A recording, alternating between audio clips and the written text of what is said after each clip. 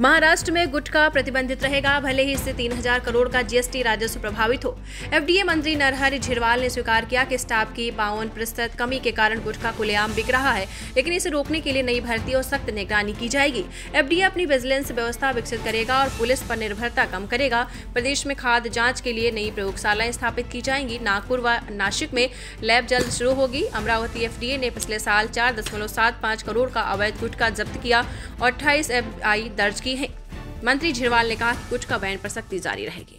हा मुद्दा तुमचा अतिशय महत्त्वाचा आहे का एका बाजूने बंद होतच नाही, सुरूच असतो, पण आपण पहिला प्रयत्न करू का तो बंद कसा होईल।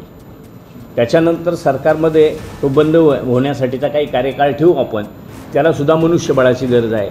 स्वतःचं विजिलन्स असलं तर तो वेगळा भाग आहे, आता स्वतःचं विजिलन्सची माणसंच नाही आहे, त्याच्यामुळे आपल्याला ती अडचण आहे। मग त्याच्यासाठी आपण काही उसनवार माणसं घेऊ शकतो का?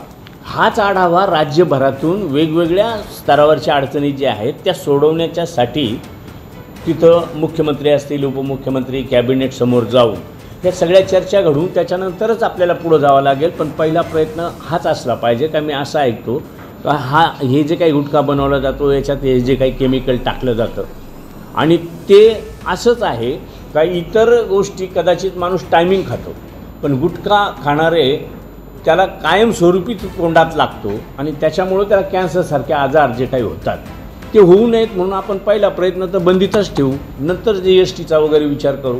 कारण ते लाकूड कुठून तरी इम्पोर्ट केलं जातं आणि त्याला केमिकलची साथ देऊन का जे मी असं ऐकतो का ज्या लाकडापासून फक्त माणसं जाळण्याचं काम होतं ते इथं गुटखा म्हणून आपण प्रबोधनातून काही करू शकतो का?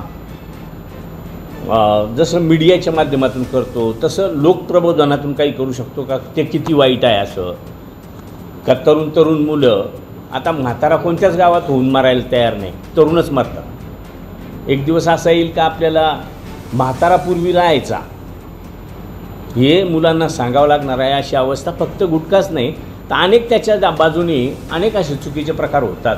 त्या पद्धतीने आपण प्रयत्न करायचा प्रयत्न करतो। पढ़ते रहिए fight against criminal daily newspaper.